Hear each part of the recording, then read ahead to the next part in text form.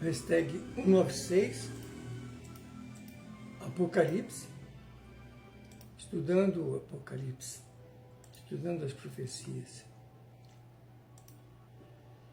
Então eu estava falando, né? Vamos finalizar agora, vamos chegar agora, né? Na verdade, ao castigo dos adoradores da besta. Serão atormentados com fogo e enxofre na presença dos santos anjos de Deus e do seu Cordeiro, o Mestre Jesus. Quando será infligido esse tormento? O capítulo 19 do Apocalipse, versículo 20, mostra que na segunda vinda de Jesus, ou na volta do Cristo, de Deus, há uma manifestação de ígneos juízos que podem ser chamados um lago de fogo e enxofre, no qual a besta e o falso profeta são lançados vivos. Então vamos lá, versículo 20, capítulo 19 do Apocalipse. E a besta foi presa, e com ela o falso profeta, que fizera diante dela os sinais, com que enganou os que receberam o sinal da besta, os que adoraram a sua imagem. Estes dois foram lançados vivos no lago de fogo que arde com enxofre. Bom, isso só se pode referir à destruição que lhe sobrevirá no começo e não no fim do milênio. É muito importante distinguir isso. Há uma notável passagem do profeta Isaías que somos obrigados a lembrar, exemplificando ou explicando a fraseologia da ameaça do terceiro anjo, de que, inquestionavelmente, descreve cenas que devem acontecer na Terra na altura do segundo advento de Jesus, no seu estado desolado durante os 1000 anos que se seguem.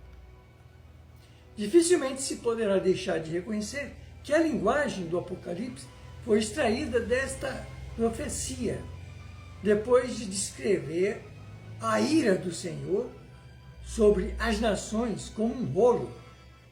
O profeta Isaías, no capítulo 34, versículo 8 a 10, ele diz: pois o Senhor tem um dia de vingança, um ano de retribuições pela causa de Sião. E os ribeiros de Edom transformar Sião em paz, ou melhor, em pés. Pés, não paz, em pés. E o seu solo em enxofre, e a sua terra tornar-se-á em pés ardente.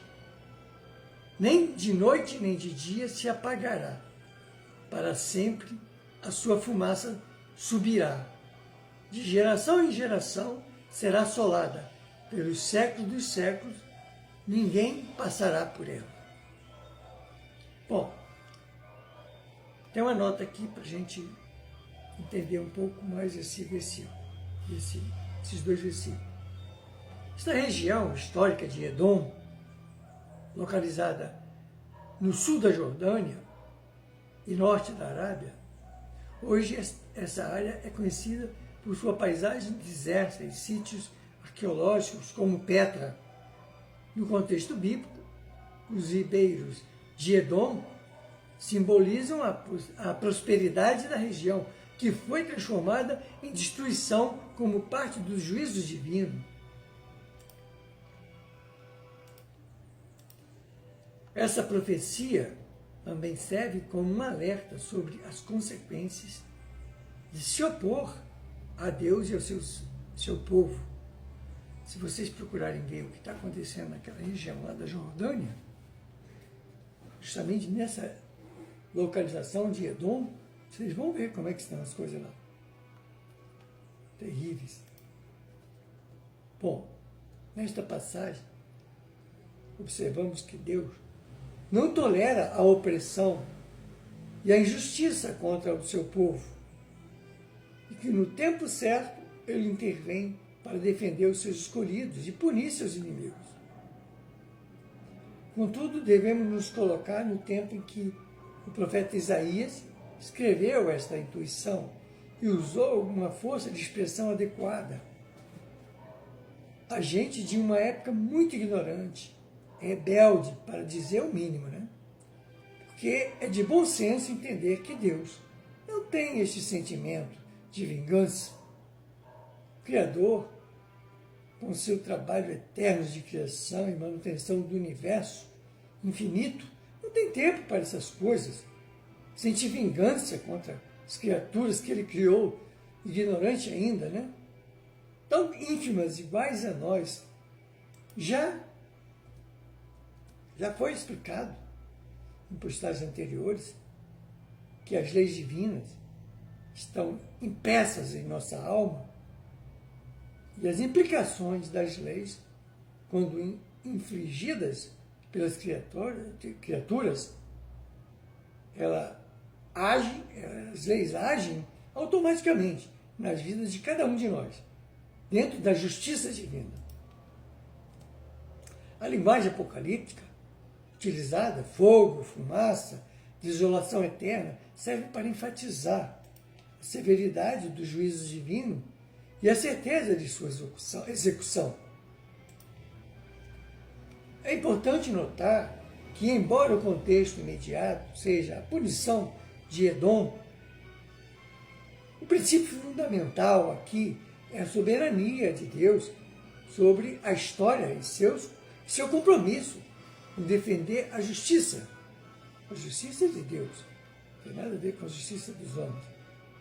Esta mensagem ressoa ao longo das Escrituras e serve como um aviso para todas as nações e indivíduos que infringem as leis de Deus. E